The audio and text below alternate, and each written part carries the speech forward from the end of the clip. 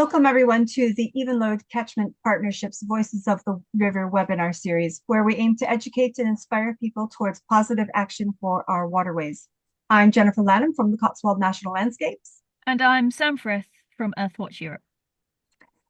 This webinar is being recorded, so please do put your mics on mute. And if you have any questions, we'll have time for those at the end, but do feel free to pop them into the chat during the presentation. Our guest speaker today is Kirsty Davies, Community Water Quality Manager at Surfers Against Sewage. Kirsty has a degree in ocean science and has 15 years experience working with communities in the charity, education, environment, and sports sectors. She's spent the last 2.5 years with Surfers Against Sewage, supporting communities to apply for water bathing status at predominantly inland locations and advocating for restoration through community action. In her spare time, Kirsty can be found dipping or taking longer distance swims in rivers, lakes, and the sea. Today, Kirsty will be presenting on Rivers and Seas Connected, Joined Up Campaigning for Positive Change. Welcome, Kirsty. Thanks so much. Thanks for having me. I shall share my screen.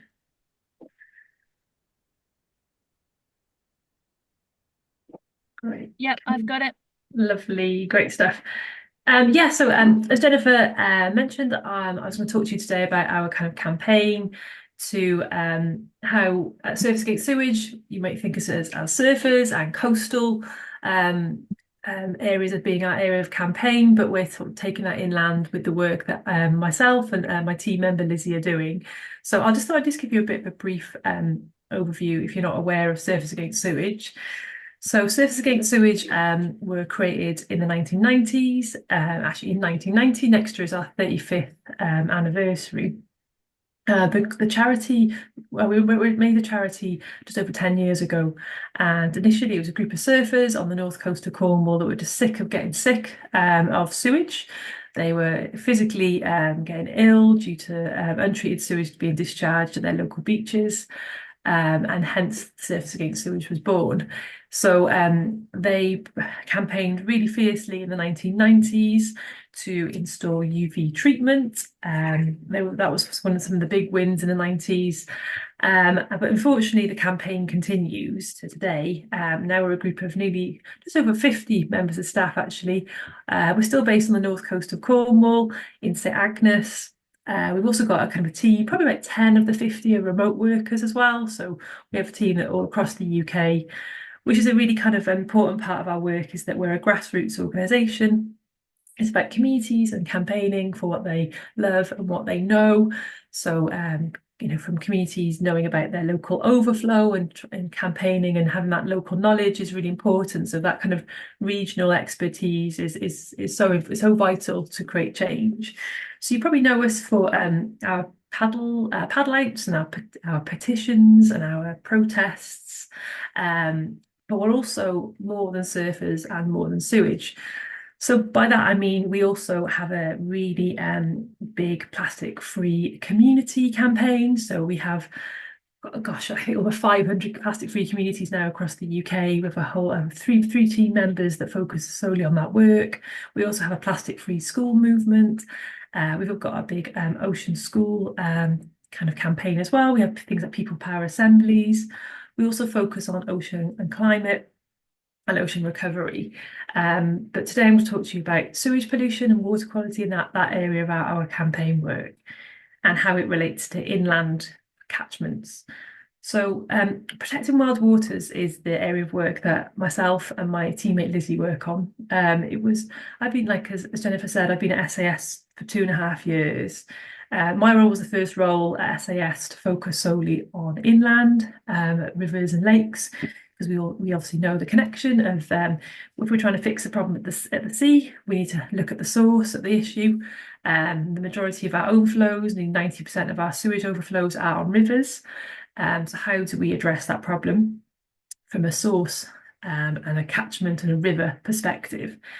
And the way of doing that is we're looking at bathing waters. So at Surfers Against Sewage, we are a pro water use. We're all water users mostly at SAS in the team, from surfers, swimmers, kayakers, paddleboarders. We want to encourage people to use their waters, but we want people to feel they're empowered by information and knowledge to ensure they can swim, surf, kayak, paddleboard as safely as possible.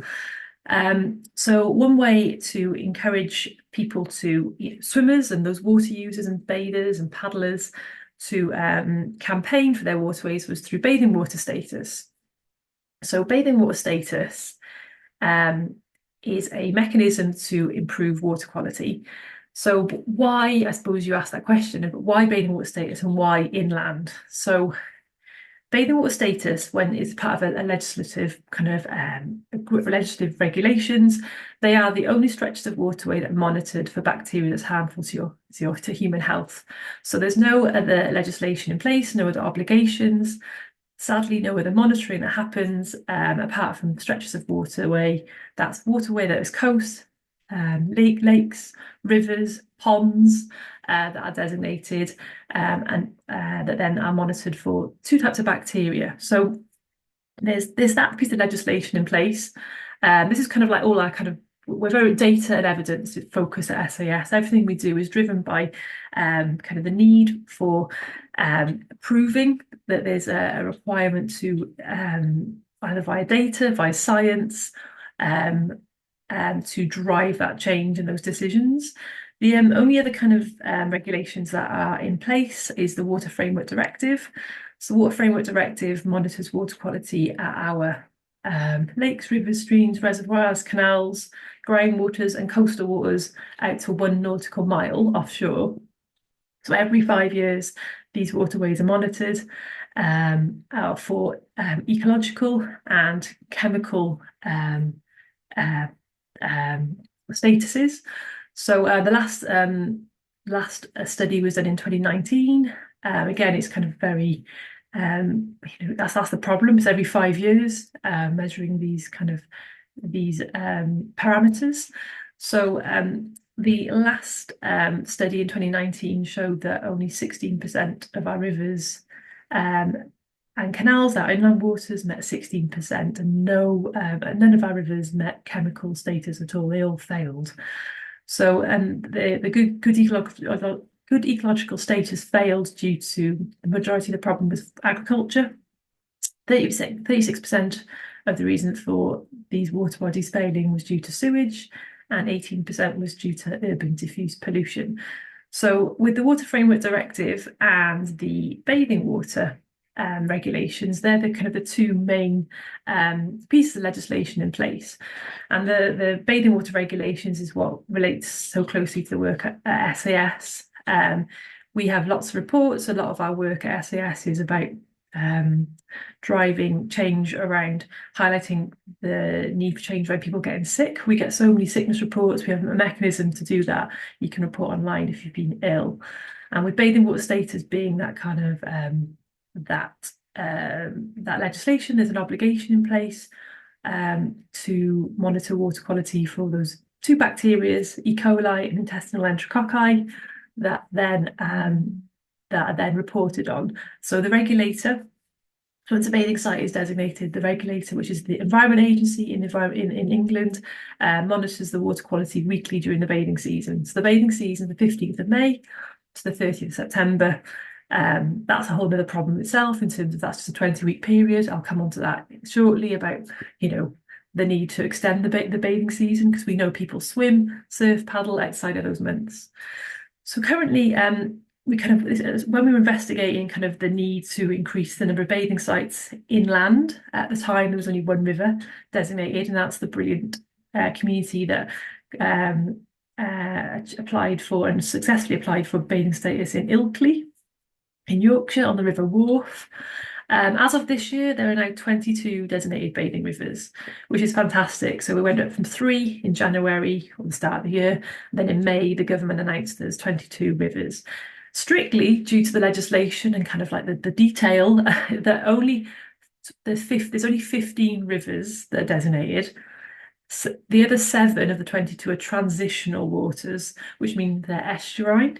But there are 4 locations on the River Dart that are designated.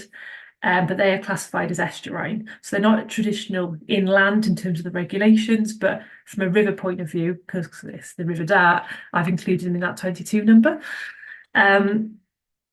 Sadly, all 3 rivers were designated as classified as poor. So once a bathing site, I'll come on shortly of why the importance of this data and why monitoring the data is important from a transparency point of view.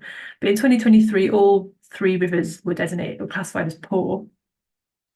And in 2023, last year, the last lot of results to come through from the bathing water regulations, only 66% achieved an excellent status, and that's dropped from a 72% the previous year. So sadly, there's a decrease there. And you can see there's a bit of a kind of map. 4% achieved poor last year, 5%, or nearly 6% were sufficient, and 23% were good. So designated bathing sites in England, this is a map, this is from the Environment Agency, and all the blue dots, and including the kind of like the no entry kind of sign, the red circle across through, are all bathing sites. And you'll notice the majority of them are all on the coast. In fact, there's 451 total, 451 bathing sites in total in England, 18 are lakes, 21 are rivers. 22nd river is actually in Wales. There's only one river that's designated in Wales, and that's the River Wye. So this was kind of a big deciding factor for us to see, okay, there's loads of bathing sites on the coast. Why on earth? What's happening inland? We know people use inland, for all sorts of watery activities. Places like France, for example, have hundreds of inland bathing sites, and it's a proven mechanism to monitor water quality and to see change as well, both for human health, but also for the environment and for nature. There's co-benefits for both for us and for nature. So like I said at the start of the year, brilliantly, the number of river bathing sites increased. The icons with the green and the swimmer, those are all river bathing sites that are now designated, and they're all monitored. So how does this lead to campaigning? Campaign work and our work at SAS. So at SAS, we are calling for 200 designated inland bathing waters by 2030. This is a demand, and it's absolutely led from communities. We saw Ilkley apply for the first bathing water river, and now we've seen this kind of huge wave of momentum. Out of the 22 rivers, the majority were won by communities making applications, and that's how what we do at SAS. We support communities through that application process. There's that kind of data and evidence bit I was chatting to you about, like why do we think bathing status is important in terms of putting a lot of our efforts and resource into it. And there's evidence around that in the 90s, just 27% of the bathing waters met minimum standard, and now from last year, 98% of those reach minimum standard. So things are still not perfect, absolutely, but that is the kind of the change and the improvement we've seen, and that's kind of evidence that bathing status is a mechanism for change. So it's an application process that you apply to the government, and it's a stretch of waterway that you apply for where a lot of people swim. And currently, the government only take into account people that swim at locations. They don't take into account, like I said, other water users. And the government also like to see, the government in England, being DEFRA, also like to see facilities, so toilets, parking, that kind of thing, that support water usage. So I mentioned kind of a benefit of bathing status is that it's monitored every week by the regulator. Another benefit of the bathing water application of gaining bathing water status is transparency. So currently, without our waterways being monitored, people, when they swim in lakes, rivers, or seas, they have no idea in terms of the water quality. So transparency around publishing the water quality information is also an important step to change around bathing status. So what happens is when the Environment Agency collects data for those 20 weeks during the bathing season, it's actually up to 20 times. So it might be less than 20 times. Again, that's something I'll talk about shortly, about how we want to reform the regulations to make that better in terms of being more of a robust process. So The samples get taken by the Environment Agency, they get sent to a laboratory. Probably about a week after that sample's taken, it gets published on the Environment Agency's website, SwimFo. At the end of the year, then a calculation is done to calculate if that bathing site gets a classification of excellent, good, sufficient, or poor. At the end of the bathing site, then that sign, which represents what classification is calculated, is then displayed. Again, there's heaps of problems in terms of, where's the real-time nature of this data? That's a kind of an issue in terms of, we know there's EDM data now, so event duration monitors are fitted to CSOs, to combined sewage overflows. There's progress there, which is brilliant. But we believe there's progress to be made about the bacterial monitoring at our bathing sites. Why are we waiting a week after for the results to be published when we know there's technology and innovative kind of ways to measure real-time bacterial testing? So but it's good, at least people could see what's happening at their local bathing spot.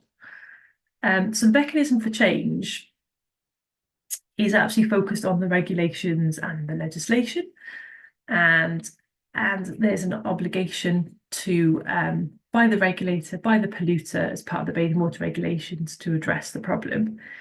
There's a piece in the legislation around preventing, reducing, or eliminating the causes of pollution if a bathing site gets a poor classification. And that's really important. Like, people like us at SAS really ensure that happens. There's that holding regulators and polluters to account, that they fulfill those obligations, is it's a really important part of our work. And the 27 new bathing sites were designated this year in England. We were lucky enough to kind of support half of those communities that applied, and that's our next phase of work now. Is now a bathing site is designated, how do we ensure that those with responsibilities fulfill their job, fulfill their role, and actually we see changes for our rivers. We're told that rivers are quite sort of complicated in terms of environments, and yourself know in terms of the river catchment and how they work. So it feels quite a new kind of challenge for regulators to kind of see rivers as bathing sites. But I think now, with 22 locations across the UK, I think change that feels like that change, that weight, that momentum has to come with it, really. So there's other pieces of legislation and around the government and what they're pushing around bathing waters for inland locations as well. So there's a storm overflow discharge reduction plan that was released last year by the government, by DEFRA. And there's a few quotes in there that specifically says that for locations, there has to be minimum number of discharges during the bathing season, and then also during the year as well. So again, it's our role at SAS, as well as communities are absolutely taking this role as well. Incredibly, they're doing fantastic things to hold the government to account on this kind of these quotes, these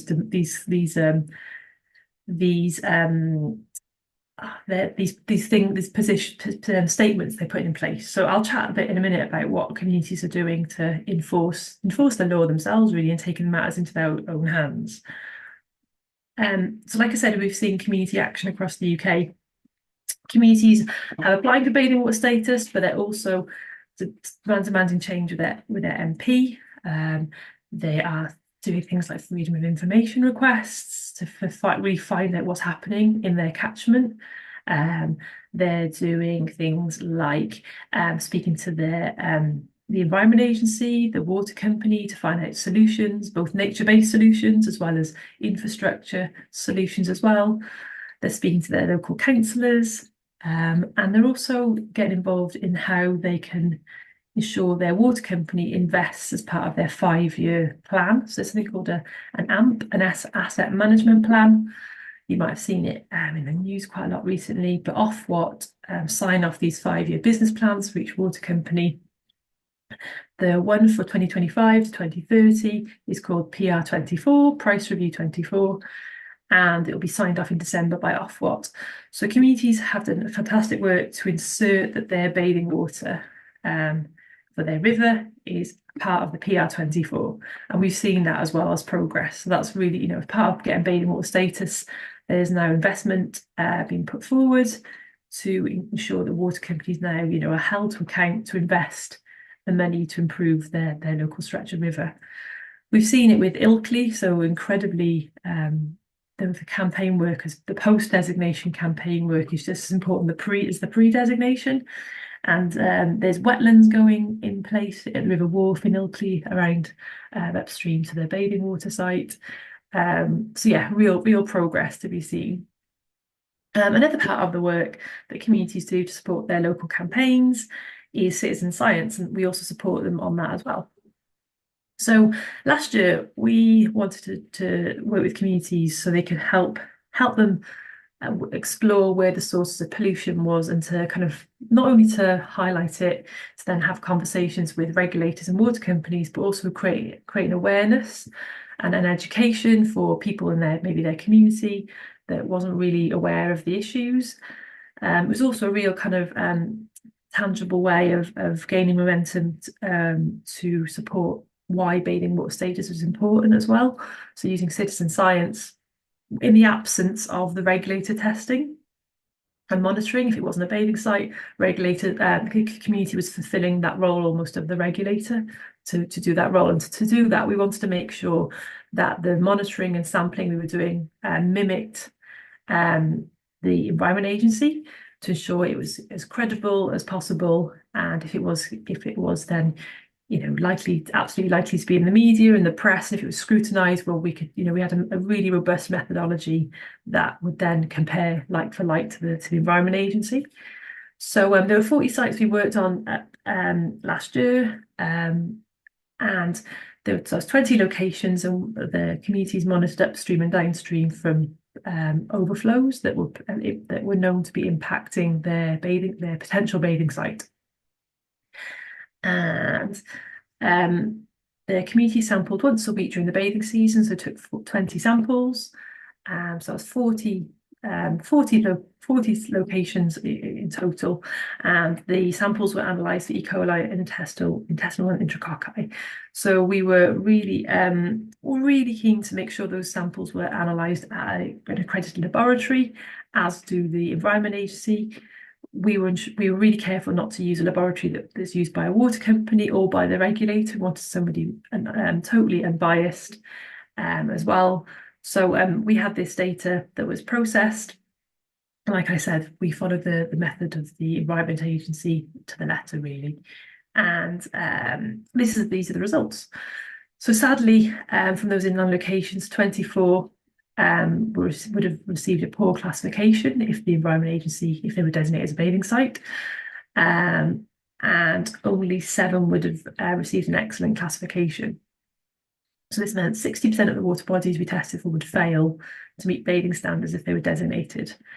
So it was a really important this is a really important campaign tool for communities to use in their local area of why bathing status is needed, to then formally kickstart that legal obligation around the regulations to then see improvements. So the regulations are good and important, but they need reforming to fully represent how we use our waterways and when we use our waterways.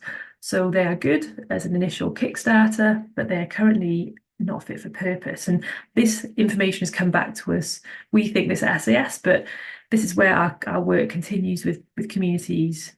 They've input on these ideas and thoughts, and actually concrete demands themselves as well, which is really, really kind of reassuring that it's kind of, as water users on the ground, people are feeling and thinking the same way as we are. So what are the issues currently with the current monitoring in place? Well, the Water Framework Directive, like I talked about, is just too infrequent. Once every 5 years feels just not enough, does it? It just feels too little, and not so often. There's no monitoring of the microbiological quality, and there's no monitoring of risks to humans. Bathing Waters does obviously monitor the risk to humans, but with only 21 bathing waters that are rivers in the UK, they're in England anyway, and there's one in Wales. Again, it's limited stretches of water. When you think maybe these bathing water sites, perhaps some are a mile long, some might be only 10 metre stretches of river, some maybe a bit bigger. Some, bathing waters on rivers are all about the access points. So that's what DEFRA use. If there's a riverbank, which is maybe 5 meters in length, that's the bathing site, and that's where then the Environment Agency will take a sample. So it's all about how people access that waterway in terms of the size of the bathing site. Other issues, like I've talked about, is the testing that happens between May and September. And this is an interesting one as well. Bathing samples can then be discarded during the worst pollution events. So if there's a pollution incident, that sample then may be discarded by the Environment Agency and not used in the end of year bathing water classification, which again doesn't feel representative of what's happening at that location. So we have, as with communities that across the UK, we've put together a document, a collaborative document, to reform the regulations, and we're currently in the process of writing this up and sharing it with ministers, and we'll share it with you guys as well if you'd like to see it. It'd be good to get as much support as we possibly can, and have a collaborative approach on this. But the first one is recreational waters. That terminology changing from bathing water regulations to recreational water regulations, potentially, as an example, and the Clean Water Alliance using that terminology as well. So that's brilliant that we're all in line with that way of thinking. Extending the bathing season, we'd like it to be extended all year. We know people swim now. The bathing season ended yesterday, but we know, for example, today's our Dipper Day campaign at SAS, and we know from our Safer Seas and Rivers Service app, which gives alerts on when there's been sewage discharges, that people use their waterways in January, February, March. We want to see the pollutant testing regime extended, so not just to bacteria, but to include other emerging contaminants.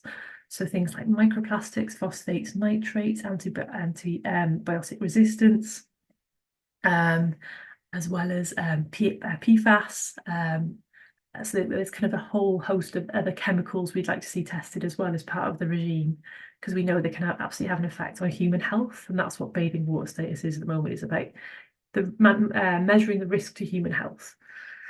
And that also includes the real-time testing as well that I mentioned. Currently, the de-designation process is that once a bathing site gets 5 years of poor classifications, it gets de-designated automatically. There's no questions. It feels like those locations are then very much washed their hands of, and we know people still swim, surf, paddle there. But in terms of them being in that system of in the bathing water, kind of attached to the bathing water kind of legislation, they are just then removed from that, and then they are then until they are then redesignated, if they're applied for, they have that de-designation marker on them as a bit of a black mark then, which doesn't feel fair, because people still use those sites. I talked about disregarding samples. We want to see at the end of that 15% of samples that are collected can be disregarded, and we want to see the end of that. And there's some technical kind of information around applying for bathing status. Currently, 100 minimum bathers are needed, and we want to see an end to the minimum numbers. We know 5 bathers should feel just as protected as 100 bathers. If that's representative of a river location, we know our river locations are very different, used kind of culturally quite differently. They're not places to perhaps like beaches set up a deck chair for the day. They're used for very different kind of purposes. They're used for people to have dips, or a bit more informally, I suppose, than beach and coastal locations. Another thing is that currently events are not included. So, for example, some of our lovely river swims, like the Henley Mile, for example, that wouldn't be included as part of the bathing water count, because of DEFRA don't consider events. And facilities as well. We know a lot of our river sites, if we're using bathing water status as a mechanism to improve water quality, some of our river locations where perhaps a handful of people use those locations don't have toilets, and that's the beauty of them. But at the moment, if water quality is to be improved by bathing water as a mechanism, then we should use those more remote locations. And okay, what can we do for those remote locations that not all rivers will have toilets and parking, and there should be kind of a fairness that those sites should also feel like they have the opportunity to make improvements as well. And that Was me? I kept it shortish. That was fabulous. Thank you so much. I mean, I've got questions. I know Jennifer's put a couple of questions in the chat as well. Jennifer, do you want to go for yours first? Oh, sure, I'd love to. Yeah, sorry, Kirsty, there was loads in there. Really great. Thank you so much. Always inspirational. I find the water bathing standards really difficult, especially for rural communities. And I know we've spoken about this before. There's just no way that we will meet the numbers required. Is that something that I can't remember what the numbers were, but it seems like it was like 150 people per day or something ridiculous. And in a rural area, in rural catchment, you'll never make those numbers up, especially, I mean, we could try and have events, but again, those events weren't being counted. So in your reform recommendations, is this something that you have addressed? Yes, it has. So currently, the government, the DEFRA in England require 100 bathers in a 4-hour period to be counted, and 2 days worth of counts need to be submitted as part of the application.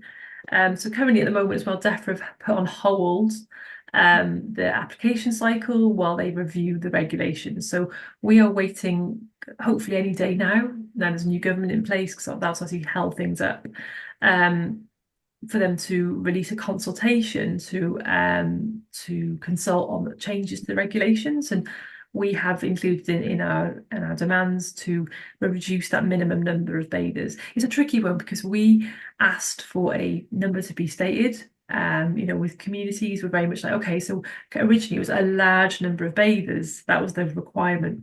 Okay, it felt a bit open-ended, and then communities with 45 bathers were rejected as part of their application. So I think it's good to have a number stated, but that number just feels too ambitious. It feels like a number that's being maybe plucked out of the air. That doesn't feel realistic as well in terms of how we feel respectful and representative of our river locations as well, because we do not want our rivers to be overrun by lots of people, to make sure the ecosystem is protected. Because I think river swimmers are very understanding and respectful, aren't we, of what's happening underneath. And it feels quite defined in discrete areas as well, where bathing waters on rivers I think that's kind of a good thing, isn't it? But yeah, we've asked that number to be reduced as part of our demands. Well, it seems like it should really be part of the demographics. What is the population of the area? Because, if you can get 1% down there, that's pretty good. But equally, the even load is so contaminated that we're not recommending people go into the river. So how do you, how do you encourage people to go down and potentially get sick, knowing how much sewage is going in?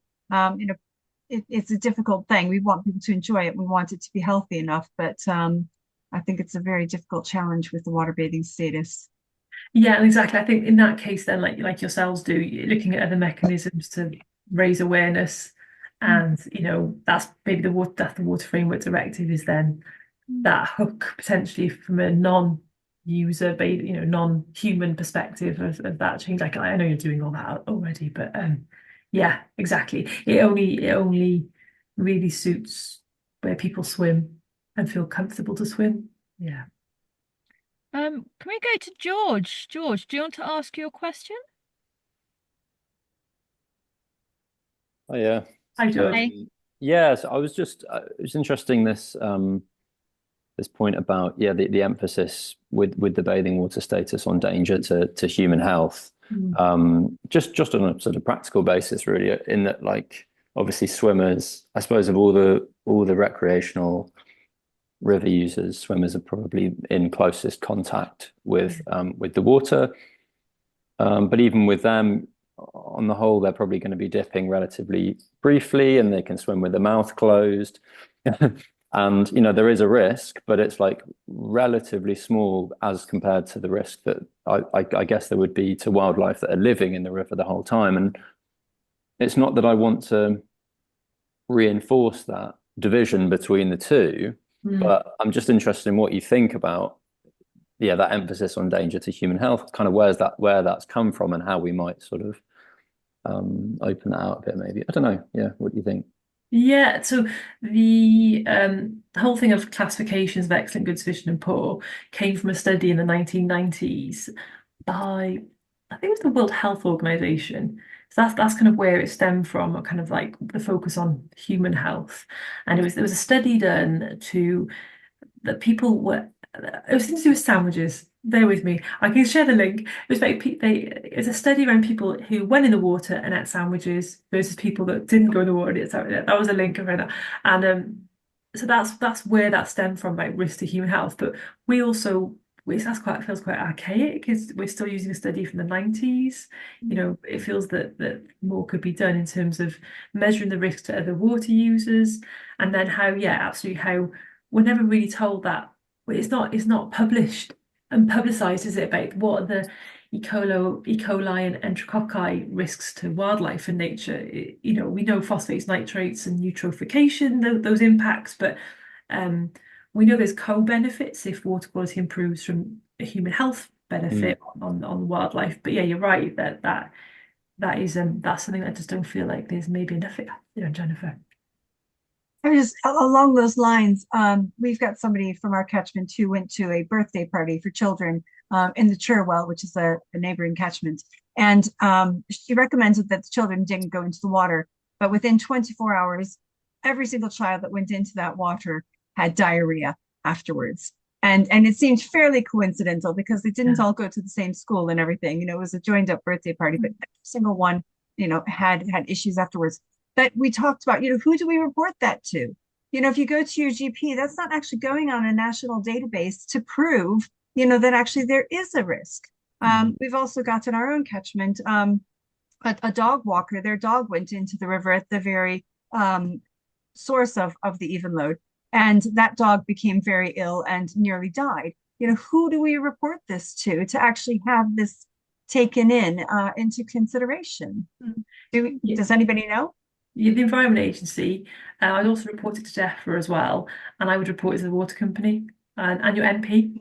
I know it's But a then lot where do we get to hear that exactly back from? Yeah. You know, it seems like a closed loop to me if you do that. Yes, and that's the thing, you know, I know everyone wants to sort of maybe, you know, put themselves out there from a media perspective, but that's that from a campaign perspective, we've seen that quite helpful. And I know not everyone's sad case of sickness should go down that route, but that's been seen to be effective, that, you know, raising that awareness. But that's the thing, we've seen people report to the Environment Agency, but you kind of want, what's the follow-up then? There should be that accountability then. It shouldn't just be logged as a report or some sort of incident number. There should be a, you know, like that loop being closed, Jennifer, like you said. Anne, your hand was raised. Would you like to ask your question? Is it? Oh, thank you, Kirsty. Really interesting. I'm just wondering, because I'm a kayaker on the Evenlode, and we take youngsters out every week, and with increasing trepidation as the quality goes down and down. And I just wondered how much, you know, that was another group of people across the country who would be involved, and of course the growing paddleboarding community and so on. Are they sort of integrally involved, and you know, what's the potential for that? Yeah, they're very much involved, and so the Paddle UK, you know, the sort of the organisation Paddle UK, so they oversee sort of kayaking and paddleboarding. Yeah, they are involved in lots of our conversations, and the End Sewage Pollution Coalition, which is a group of lots of organisations that have similar ambitions, and the Clean Water Alliance as well. They're part of that Clean Water Alliance movement, who want to include recreational users as part of changing the bathing water regulations to include recreational users. So yeah, they're incredibly.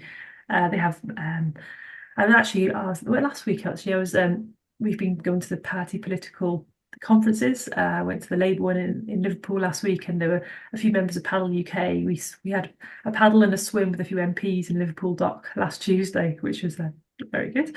But yeah, the Minister for Sport was there actually swimming. So yeah, that feels quite important, that they're recognizing that link. Yeah, because it sort of diversifies it out of, those of a certain age who are prone to being sort of seen as the wild women swimmers sort of thing. It's easier to marginalise, whereas paddleboarders and so on is much more mainstream. So that's great to know. Yeah, and it's much more accessible now as well, isn't it? Paddleboarding is good, really great.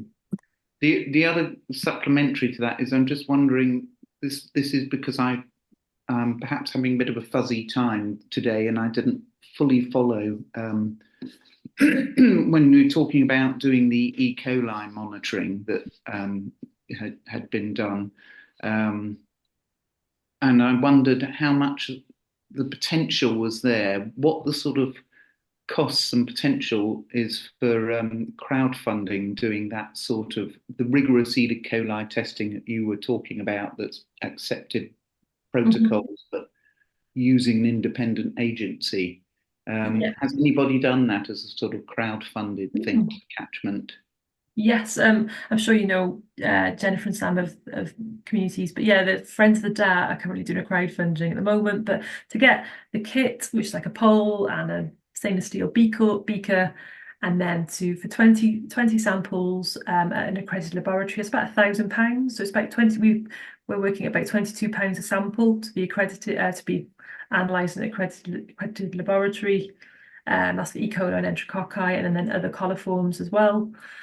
So you get three bits of data back. Yes, about £1,000 with the kit as well. That's what we're kind of estimating. Sometimes it costs a bit more per sample, depending on the dilution levels that they're working at as well.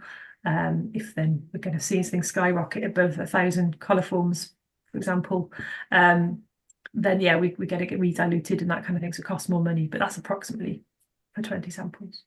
And do you have a sort of a little list of the labs that you would give the thumbs up to, that you share with people? Yeah, we have. Yeah, we have. I'm sure Jennifer and Sam might have something, but I can share something as well if that's handy. Yeah.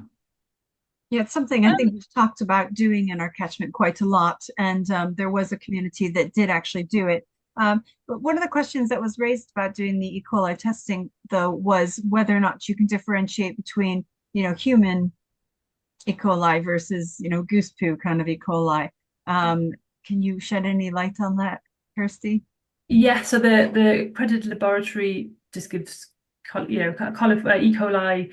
It could be human or agricultural, waste, or, for example, interestingly, the River Dee, Burton in Suffolk, their bathing water classification last year, it was pretty okay all year. And interestingly, in September, there was a really high river level, and the river was in flood, and there were birds nesting, and those birds nesting, their droppings is what really spiked that, and then it went to a poor classification because of that. I thought it was really interesting, and that's really cool that at least we can find out what that source was. But so there's things like eDNA and microbial source tracking, which are kind of quite expensive forms of finding the source of the bacteria and where it relates to. So it's possible. We don't do anything like that because it's really expensive. We find that water companies and the Environment Agency do it. And sometimes the Environment Agency, their catchment representatives, like on the River Dart, they've been working to find out with the EA the sources of pollution, if it's agriculture or human waste. But that's the age old. We're finding it as well. We also work on a project in our local beach in St Agnes, where our offices is. The St Agnes Water User Group have formed a group of water users there's kind of a lot of kind of conflict from the water company, where's the source of this pollution coming from? There's a stream that goes onto the beach. So the community have been measuring the levels in the stream, and the EA are taking levels as a bathing site on the beach and trying to do a comparison to see what the dilution rates are. Unfortunately, it's quite expensive kit, unfortunately, to find the real source via those methods. And a question for me, when you're doing your individual tests and sending them off, you said that you found 60% were poor sites. versus what the Environment Agency were finding.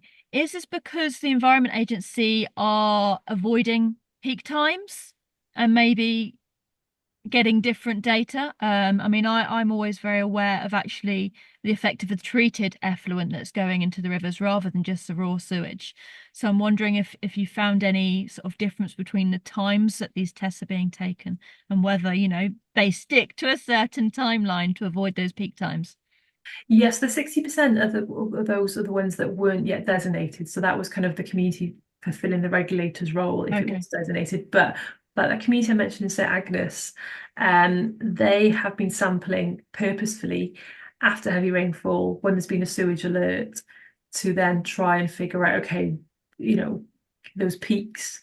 Because I think we're finding maybe the Environment Agency test at the same time every week as part of their routine of routine of sampling, so that you know then that might then be hence why we're asking for that real-time monitoring, kind of that retrospective kind of results feel maybe a bit not that useful for water users.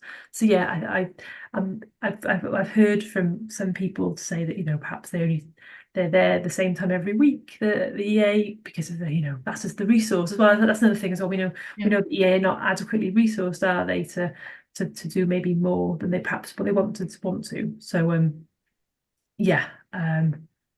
it's kind of it feels that maybe they're not there during those peak times when there's sewage being discharged due to heavy rainfall because of their schedule maybe. Or I was even just thinking, you know, between the times of sort of like 7 and 10 in the morning when everyone is flushing their loo, and maybe that treated effluent is not of the quality that it should actually be. Exactly. Yeah, exactly. Also, I'm just going to jump onto another one, and you had on part of your calling that you must reduce harmful pathogens from storm water, from storm overflows. Again, is this going to lead on to just storm overflows, or is this going to be for treated effluent as well? I'm only asking just because one of our local sewage treatment works has just had a massive upgrade. Yeah. But when I questioned them on the quality of that treated effluent, they were saying it's still not safe enough to swim in. Absolutely. Treated effluent. It's just, we do. I think as maybe as the media maybe as well are the same, when they focus on the untreated sewage, but the treated is just as important to focus on. And we're trying to do more. I think through citizen science, we're finding communities doing more on treated effluent as well to raise those alarms and highlight that, because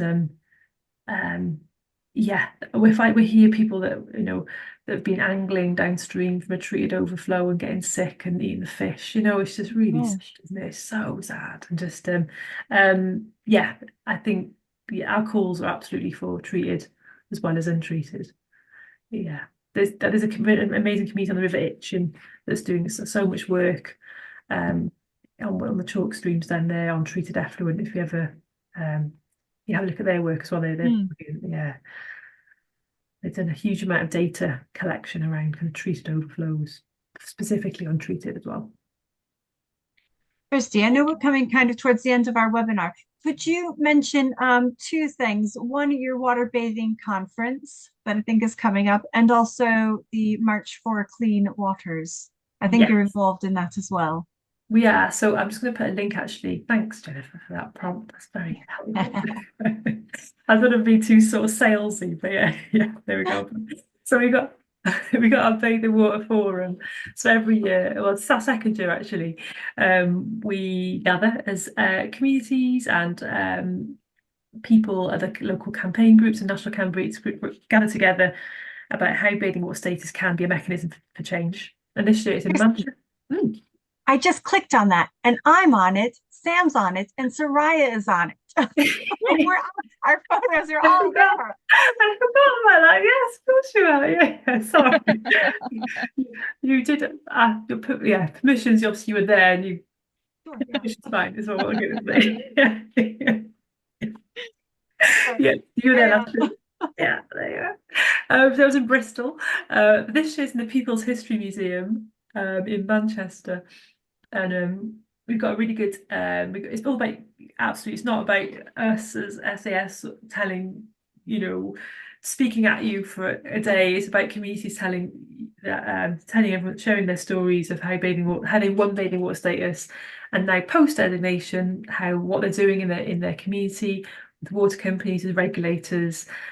There's going to be a lot of conversation around policy as well, and how we influence policy. Now there's a new government in place, and we've got somebody from the Office for Environmental Protection, who is kind of the regulator of the regulator. I don't know if that's an accurate way and how they would want that to be described, but that's kind of their role, I suppose. But they're going to be there as well, because they are releasing a report this month they've reviewed the bathing water regulations, and they're giving recommendations on what that should look like. So they're going to be there as well next month to kind of talk about that as well. So yeah, it'd be really nice if you can come along, and we can support people with accommodation and travel as well, if that's a bit of a barrier. But yeah, it's going to be a good day. We actually sold out tickets. We had 80 people, and we've put another 10 on, so we've got 86 people signed up. So yeah. Save one for Sam and I, quick. Yeah, Oh, I can't make it. I'm so gutted. I mean, Ann Miller and I are coming, please. Oh my gosh, I had no idea they were selling out so quickly. I've got to get on that. I can do that. Literally reverse you reserve your spot now. It's all good. And then the March for Clean Water is on the 3rd of November. It changed date. So it's on the 3rd of November. River Action and SAS are kind of coordinating it together. You see Joe Brand actually recently promoting it. That's cool, isn't it? Yeah. So that's on the 3rd of November. There's gonna be loads of us there, and we've got our reps as well. So we've got nearly 200 reps across the UK, and lots of community members coming along. Yeah, it'd be great if you can come along, and yeah, nice to see you there. I think we've joined the coalition, so yeah, hopefully we'll have a few people down there. I think it's a really great initiative, and we're really looking forward to it. I think we've got to speak louder and let the new government know that this has to be high on their agenda, really, don't we? That Definitely, especially past those first 100 days, and now they've had their conferences, and like, right, okay, we need to see action. We need to see them to really put their promises into action. Yeah. I just wanted to ask another quick question. Sorry. Is there a cost to applying for a bathing water status? No cost. So there's a real common misconception that the local authority have to foot costs. The local authority need to give support for the application, but there's no cost apart from putting a sign up. Okay, cool. And yeah, so there's also something quite cool that we're kind of chatting to Ilkley and to Thames 21 and to River Dart about, and a few other communities about, because DEFRA put this pause on applying for bathing status. How about citizen designation? Like, if the government won't, aren't sort of, claiming our bathing spots and celebrating them as citizens, let's designate our sites and, put our own sign up. So Ilkley have put together like a template sign of what that should look like. So yeah, that's kind of, we're trying to increase that movement as well, if that's something. We've got funding as well at SAS. We're part of re-granting funding that I've got a little bit left this year, so we could fund communities to fund a sign. But yeah, in terms of cost, there's nothing. Okay. Yeah. Jennifer, I interrupted you. I'm sorry. No, that's okay. We're good. Yeah. I can't remember what it was.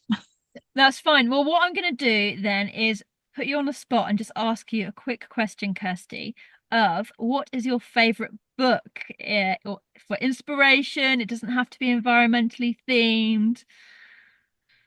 Well, it's quite topical because I saw the film yesterday. I read The Outrun a few years ago, and that film has come out recently. I saw the film yesterday, and it made me love the book even more. Actually, it's kind of environmental in terms of like being based in Orkney and just enjoying the wildlife. They really celebrate seals as well as part of the book, and talk about seals being selkies, and the main character or the main person in the book has lots of personal issues, but yeah, I think using the environment to heal themselves, and yeah, they kind of end up doing a PhD in seaweed, and yeah, it's very special in terms of yeah, having a kind of slight hint of environmental, but yeah, it's quite kind of in my mind from yesterday. That it's a really amazing film. Look it out and look for the film as well. Yeah. Okay, well, if no one else has got a question, shall we call it a session? Yeah, I just put that in there. Sam, I think you were going to briefly speak about the next presenter. I would if I can remember who it was. I'm so sorry. Oh, no. All right.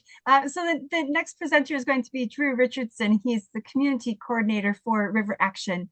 He's going to be speaking on how to rescue your river and basically talking about their river resource kit, and which is designed to help anyone from those wanting to get started to more established groups to organize and campaign on behalf of their rivers. The River Rescue Kit covers the issues affecting our rivers, setting up a group, citizen science funding, campaigning, media engagement, and legal rights. And this is all in advance of the March for Clean Rivers and Waters in November, hoping to encourage people to that. I'll just put the brief in there real quick. So that's in there. There we go. Yeah. And can I just ask whether we are going to be offering transport for the March for Clean Rivers, and is that something we could just highlight on this webinar as well for anybody who's... I think watch this space. Everything still needs to be confirmed, especially with a new date change, and yeah, we'll see what we can arrange. And we have asked for some subsidies for a coach. So if that can come through, that would probably really help us. So I do think there are a lot of people from the catchment that would like to attend, but transport is an issue for us. So hopefully we can get it subsidized and put that forward, but we'll let you know soon. Fab. Well, thank you so much, Kirsty, for joining us today. It was so lovely to have you on and learn what you guys are doing, fighting the good fight. It's a long slog, and I unfortunately think it's going to be a little bit longer yet to go, but it's great to know what you guys are doing.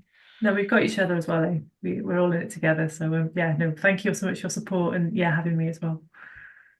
Absolutely. Thank you, everyone. We'll see you in 2 weeks' time on the 15th.